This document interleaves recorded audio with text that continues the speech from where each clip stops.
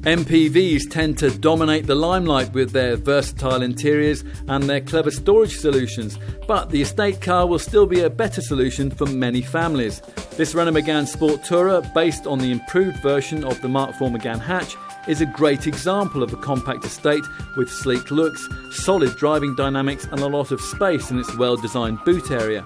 This enhanced version is clever, sensible and very good looking, with extra sophistication inside and under the bonnet, where E-Tech plug-in hybrid technology is now offered at the top of the range. A big attraction of an estate over an SUV is the way that it performs on the road. The Megane Sport Tourer runs on the same platform as the Megane hatchback and the Kadjar SUV, but it has far more in common with the hatch in terms of its low centre of gravity and its hunkered down driving position.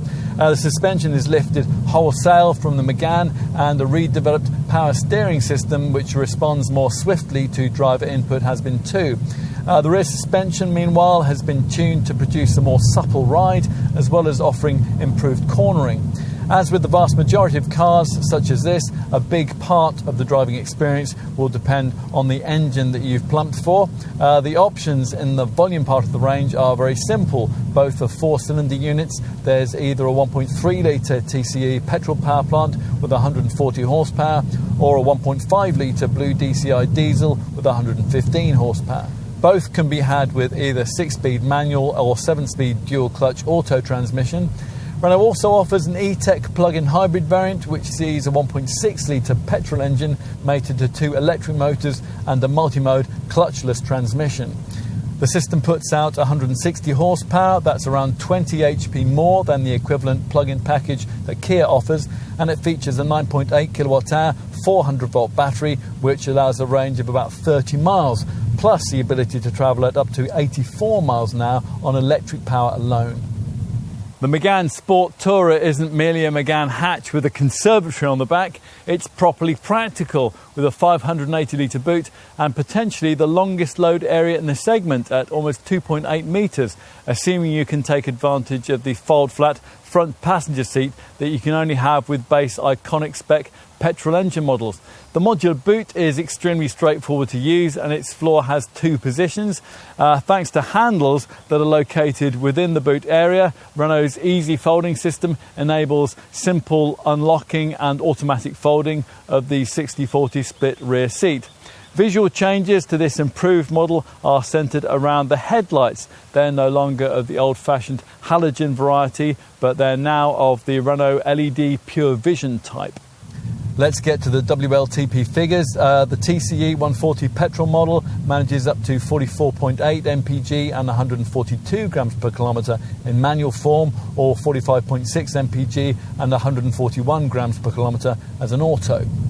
The blue DCI 115 diesel manages up to 62.8 mpg and 119 grams per kilometre in manual form, or up to 60.1 mpg and 122 grams per kilometre as an auto. As for the E-Tech plug-in hybrid, well, that can offer a 30-mile WLTP-rated all-electric driving range, and that rises to around 40 miles on the urban cycle. You can select an additional B mode via the auto gear stick to increase regenerative braking energy harvesting, and like all PHEVs, this one can offer 3-figure combined cycle economy, 217.3 mpg, and a super low CO2 emissions figure, in this case up to 30 grams per kilometre, and that means a far lower BIK tax rating, 10%, than the one which would apply to a conventional petrol or diesel Megane. Is that enough to justify this PHEV model's price premium? Well, that'll depend on your tax situation. Charging time via a Type 2 Mode 3 cable is 3 hours or 4 hours and 15 minutes via a domestic socket. Renault appears to be in little doubt that the estate car still has something to offer in the modern marketplace. It has a complete range of load luggers which sit alongside its popular SUV products, and it's easy to see how they could be preferable for some buyers. The Megane Sport Tourer looks the part with its sleek, elongated lines, and beneath this handsome exterior is more rear passenger space and a very big boot. It might not have the flexibility of a leading SUV or MPV product, but the Sport Tourer blends style and practicality in a manner that should appeal to those who aren't convinced by the crossover's trendiness or by the people carrier's trickery.